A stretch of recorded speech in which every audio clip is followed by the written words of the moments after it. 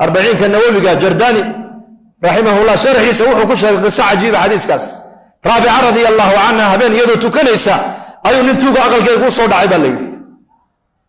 markaasuu arkay haweenay iska tukanaysa oo aan in yarna aan cabsanayn ma cabsanayso way maqashaa shanqadha inuu tuugo qalka u soo dhacay waa arkaysaa laakiin ma dhaqaaqin meesheedina kamay dhaqaaqin salaadiina kamay bixin waxaa la yidhi wixii aqalka alaab u taallay alaaba umay ooline wixii yaallay markuu urursadu yidhi bax iridii uu ka soo galay baa ku noqotay maaragtaana gidaar bay ku noqotay derbi markaasuu yaabay wuu soo noqday haddana wuxuu yidhi halkaad ka soo gashay maan albaabka uu furan yahay uu arkaa mar alle markuu albaabka soo gaarana wuxuu arkaa albaabka u xidhan darbi uu madaxa ku dhiftaa gidaar markaasuu yaabay haddana uu soo noqdo daragshigii uu dib u qaatay daragsiyoonkii markaasuu halkiibu isleeyahay wata halkaad ka soo gashay furanna ka baxa markuu gaarana meesha u xidhan tahayba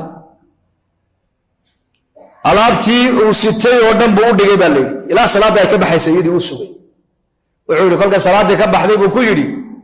wixii aan kaa qaatay waa aniga kuu dhigay albaabkii halkuu iga xigay ii sheeg buu ka yidhi 40 nawawiga ayuu ku sheegay jardaani sharaxaas qisadaas markaasay ku tiri anigu albaabka ma xidhin albaabka xagga sare laga xidhaa bay tiri xagga sare ma doonaysaa in albaabka lagaa furo haa toobadkeen bay ku tiri ballanna qaad ilahay inaad u noqonayso oo dembi dambe aad ku dhacayn oo tuugada aad dhaafayso ilaahay u ballan qaad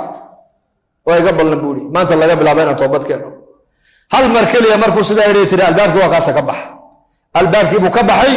way sujuudo waxay tiri yaa rabbi anigu waa kaa qoloftiisii waa soo jeediyey qalbigiisa adiga ku shaqal ilaahu qalbigiisa soo jeedi bay ku tiri sidii buu ku toobad keenay ilaahay haddaad amarkiisa aad ilaalisid halum dhisaska